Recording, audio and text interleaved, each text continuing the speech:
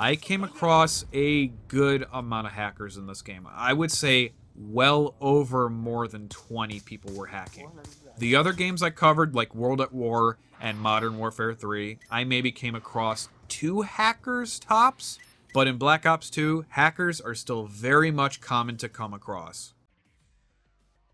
So here we are just over 1 year from that original video. The viewers have voted for me to revisit Black Ops 2 here in 2023 by an overwhelming majority vote. It was somewhat playable back then, but due to the sheer abundance of hackers, at least on the PlayStation, it made the experience of playing Black Ops 2 incredibly frustrating at times. Please be aware that these revisits are not going to happen very often, and as always, this series will continue to be a viewer-voted thing. So if there is a game that you would like for me to cover in the future that I have not touched on already, do leave a comment below. Okay, so here we go, Black Ops 2 in summer of 2023. Well, right off the bat, the player count is vastly different from the year prior. I remember back then this game had somewhat of a resurgence in popularity. You'd get these random Black Ops 2 videos popping all over the algorithm of YouTube and Facebook at times, and people talking about how much they missed this game. It was a big deal for a few months, but it seems like this trend has died off. I jumped onto the game at various times of the day, both weekdays and weekends. I struggled to get half as many players compared to the year prior, which as a result has impacted what game modes you're going to be able to play. Team Deathmatch and Hardcore Team Deathmatch. That's it. You very well might come across the very, very rare opportunity to play a different mode, but the likelihood of that match having a full lobby of players is super slim. It's a shame, since I've always been a huge fan of Hardpoint and multi-team in Black Ops 2 the same way I was a massive fan of the face-off mode of Modern Warfare 3, but I'm getting off track. Anyway, the lag and overall connection I don't think is any different than normal. I've always felt that the lag in Black Ops 2 is more annoying than other Call of Duty games from its era. Like always, still getting killed way around corners and dying in completely ludicrous ways that make zero sense, but much like before, it's not really any different than normal. The only real difference that I noticed is that connecting to lobbies was a little bit more difficult than before. Sometimes it takes a few minutes to get into a match because it simply can't find enough players to connect to, and other times it was not an issue at all. Now granted, I have my settings to where I would get into matches with a good stable connection. That way I wasn't joining matches with players from various different countries. That very well could be the reason, but I'd rather wait than play in a match with a 2-bar connection. So now we have the controversial subject of hackers. It was a huge deal in my original video. A lot of comments talking about how hackers have completely ruined the game, or how they quit playing Black Ops 2 because of the overwhelming amount of hackers. You know, that sort of stuff. While I said in 2022 that yes, Black Ops 2 was technically playable, I honestly have not touched the game since making this revisit. And the main reason for that was because I had some struggle to find lobbies without a hacker back then, and I really didn't want to deal with it.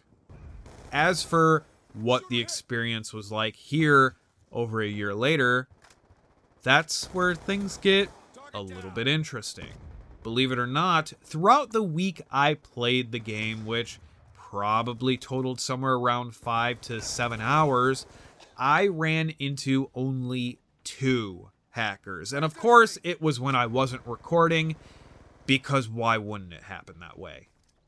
That took me by surprise too. I figured that the game would still be riddled with them, and truthfully, it very well still could be, and I somehow managed to avoid the bulk of them. Who knows? I'm not complaining. Now, in that original video, I mentioned that the map voting system did not work. You'd click on the next map you want to play, and then the vote ends up getting erased after just like a half second. Well, that problem does still exist, except when it works perfectly? I don't know what that's about. One day it works, the next day it doesn't. Theater mode is still broken and probably will remain that way. It doesn't save recent matches, anything like that. You are, however, able to view the files that you have saved from however many years ago before they cut ties with the servers from theater mode. It sucks, sure, but at least I could still go back and watch some awesome matches from over a decade ago. The gameplay and the way that people were playing Black Ops 2 is not any different from any other time I've played this. You still have people quickscoping. You still have people rushing around, the campers, people sending you hate mail mid-game because I guess they don't like the way you're playing. It's all exactly how I remembered it being, which isn't exactly a bad thing. I love the gameplay Black Ops 2. I still think it's as solid as ever. Of course, I would have loved the chance to play an objective-based mode instead of the stale team deathmatch all the time, but at least I still kind of can by playing it against bots if I really want to. I would say that I had a much better time playing Black Ops now than I did a year ago, and that's because I rarely ever came across a hacker. If the situation was still the same as before, you know, with hackers being all over the place, I probably would have played a few matches of Black Ops, and this video would have been like, I don't know, 3-4 minutes long. As for zombies, it still has a decent amount of people playing, although finding a full lobby wasn't all that easy for me. I played a few matches, all were on transit, and I was only able to connect to 3 people into the lobbies. Not saying that a full 4-man lobby is impossible, it just takes time and patience. It is worth pointing out that I noticed every single game of zombies that I played, I was much laggier than I was in the PvP multiplayer.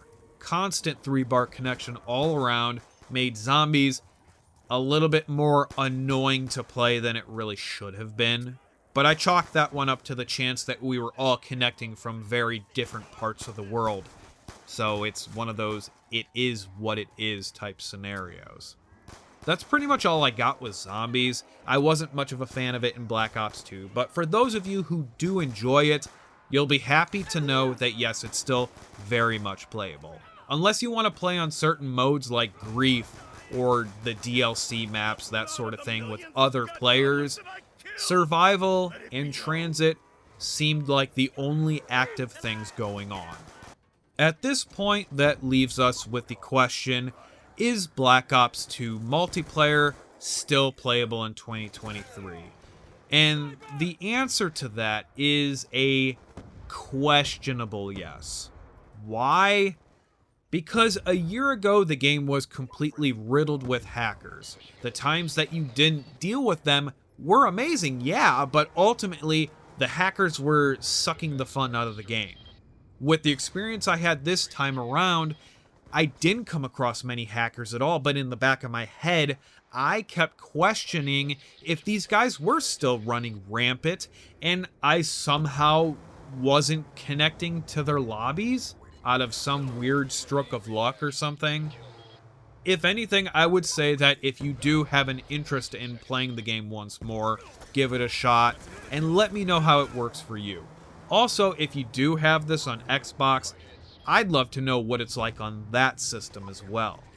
With that said, everyone, thank you so much for watching. Of course, again, if you have a suggestion for a future video, feel free to shoot a comment below. But until next time, everyone, Take care.